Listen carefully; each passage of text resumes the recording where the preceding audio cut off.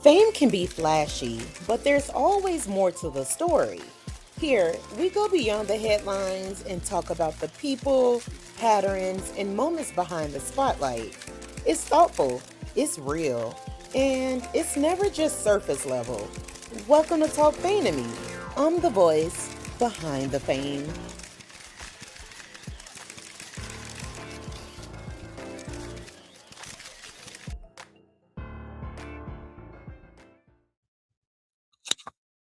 What's up, Fame Fam? Welcome back to Talk Fame to Me with your girl, B.Lynette, where we talk pop culture, power, and what's really going on behind the headlines. Now, today's conversation, child, it is layered, okay? Because we're tying together two stories that on the surface seems different, but underneath, they're talking about the same thing: identity, authenticity, and what people do when the cameras are on versus when they're off. Let's start with EJ Johnson, son of Magic Johnson. EJ said his type of men are not in gay spaces. He prefers straight men, men who have dated women their whole lives and then decide they want to be with a man. And he didn't stop there, okay? He also said when he steps into a room, especially wearing skirts, he feel like he looks better than women and gets criticized for it, but he still stands on that confidence. Now, let's unpack that.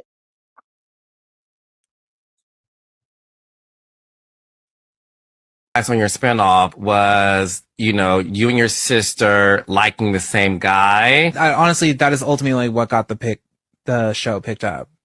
But also, in terms of the gender and sexualities and stuff like that, it was very important because that happens. I don't attract gay men, and I'm not attracted to gay men. Like, it's just not a thing.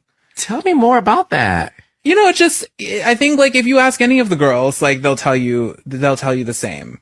And I think they're just labels. That's why, like, I don't care what, like, I'm dating someone. I'm like, I don't care what you identify as or what you call yourself, as long as you're happy being who you are. But no, but to be honest, it's like, that's why I don't go to gay clubs. I don't go to, gay things, because it's like the men that I attract are not there.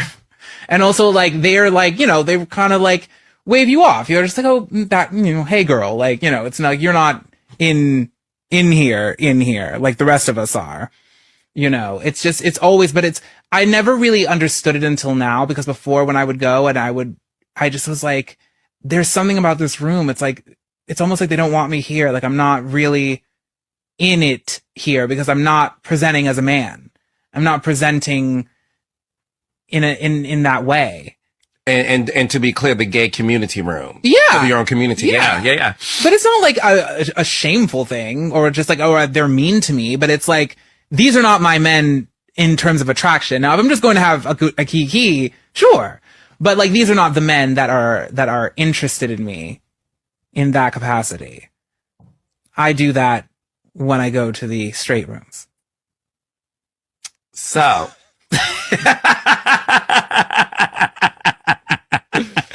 So, has it always been that way for you in terms of when it comes to men? Has it always been what some people consider the straight guy always being the one that would approach you? Or somebody who, has been intimate and dating, women for most of their life, or like up until then. For sure. Absolutely. It has always been that way, but now it's like even more so. Now that I definitely present in more of a feminine way. Because also, like, it's like my energy is that. Anything wrong with it. Like, I never thought anything wrong with anything that I did. Like, even when I was a kid and, like, they were like, well, you can't wear skirts. And I was like, well, why not? It's like my inner being was like, there's nothing wrong with this, especially if I look cuter than any girl does. Like, what's the problem? Like, what's the issue? And that's exactly how I apply it to myself to these days, in the way that I present, like, in my feminine regalia. I've always been a feminine being, and, like, that's just like how I best express myself. But I'm like, listen, I'm out all the time, and, like, I'm killing a dress and no one else is. Like, the girls in the room are not doing it. Like, they don't look cute. They're not dressed to any nines. So, I love it. Okay, it sounds as if EJ doesn't want to be in a room where his direct competition is. Okay, he wants to be in the room with the straight men, and the straight men is usually in the room with the women, right?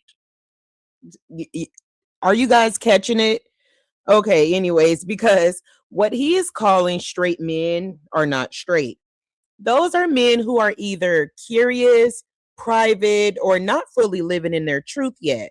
And that brings me to the real question: why be attracted to men who can't fully claim you? Because, fam, if a man is dealing with you in private but presenting something else in public, is that love or is that hiding? And I don't care who you are, nobody deserves to be somebody's secret. Now, let's get into this, the confidence piece, okay?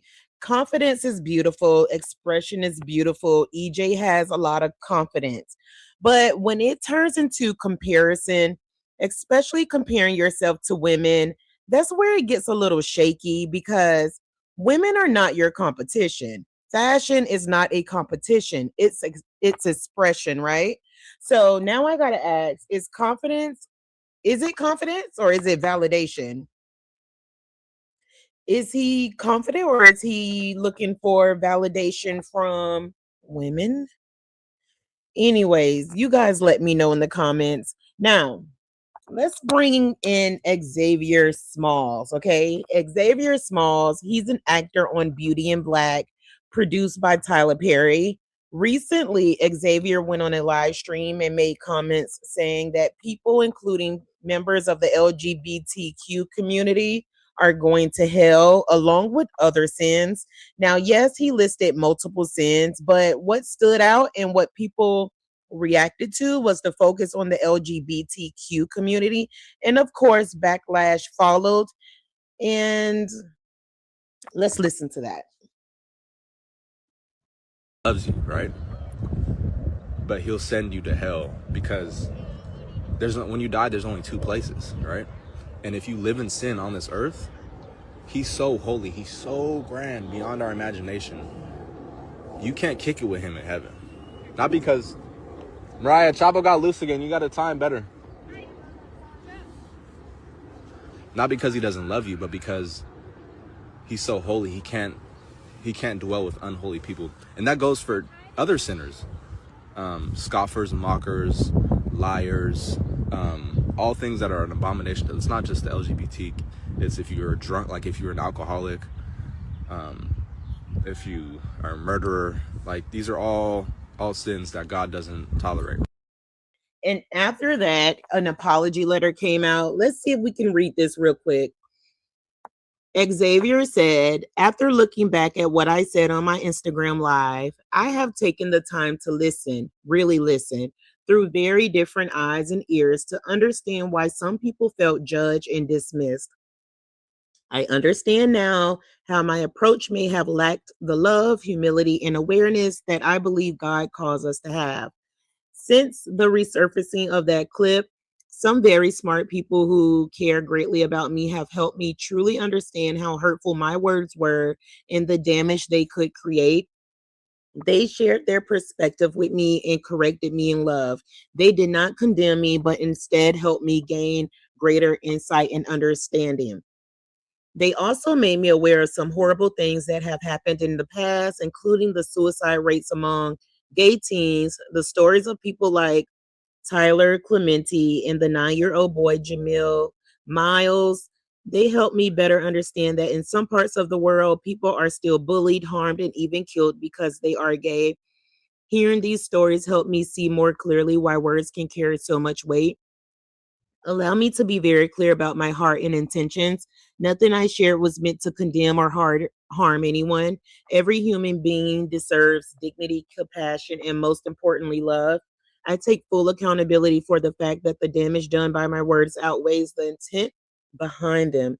I truly regret that my words caused pain, and I pray that you are able to see my heart in the midst of all of this. My faith teaches me that God loves every single person deeply, and I want my life and my words to reflect that love.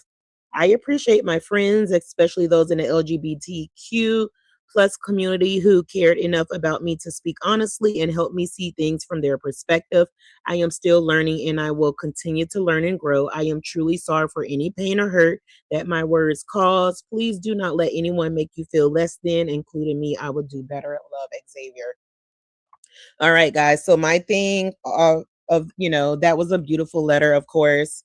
And I think it is a well-deserved letter. But I also noticed that most of the letter is pertaining to the LGBTQIA community. And what about everybody else that he condemned in his message, in his video? I felt like he should put out a apology letter pertaining to everybody he condemned in there, alcoholics and this person and that person, not just the LGBTQIA community, because it seems as if the message was just misinterpreted as he was just talking about the LGBTQ community. If you notice on the video I showed you, somebody baited him. Did you see the person that was typing on that video? They actually baited him and he kind of like fell for the bait. And then all of a sudden it became a big discussion. But when you apologize to everybody that you may have offended and not just to one group of people. And I don't think different groups should be centered out when it comes to apology letters. Okay. So be careful with that, because you don't want one community of people to feel more inferior to the next. Okay. I think everything should be on an even playing field and everybody should be treated equally. All right. So let's talk about let's talk about hmm. Okay, so yes, he did list multiple sins. All right, and let's go a little deeper with this conversation. Okay, so on the show, Xavier, the show Beauty in Black, Xavier Smalls, he's portraying a character that is involved in a same-sex dynamic, or at the very least playing into that space. Okay, so now the question becomes, if you can portray it on screen but condemn it in real life, what does that mean? And let's talk about this gay for pay conversation, because acting is acting, yes, but when your real life beliefs directly contradict the roles you take on, it raises eyebrows, not because of the role but because of the disconnect. Okay, now, here's where it all ties together. EJ is attracted to men who may not be living openly in their truth, and Xavier is portraying something on screen that he seems uncomfortable with in real life. Do y'all see the pattern? Private versus public, performance versus reality, identity versus presentation. Both conversations come down to one thing: authenticity. Because whether it's a relationship or roles, at some point you have to ask, am I living in truth or am I performing for acceptance, money, or perception? Now, I want to hear from y'all. Do you think EJ is wrong for preferring men who aren't openly gay? Would you date someone who can't publicly claim you? And when it comes to Xavier, is acting just acting, or does it conflict when your real beliefs say something different? Can someone separate their role from their personal values, or is that a contradiction? Child, let me drop a little wisdom for you guys. You can't build real confidence on hidden love, and you can't build real character on a double life. Okay. And that's the conversation. If you've made it this far, make sure you like, comment, and subscribe. And don't forget, I read all my comments, because everybody wants fame, but not everybody can handle it. I'll see you guys on the next one.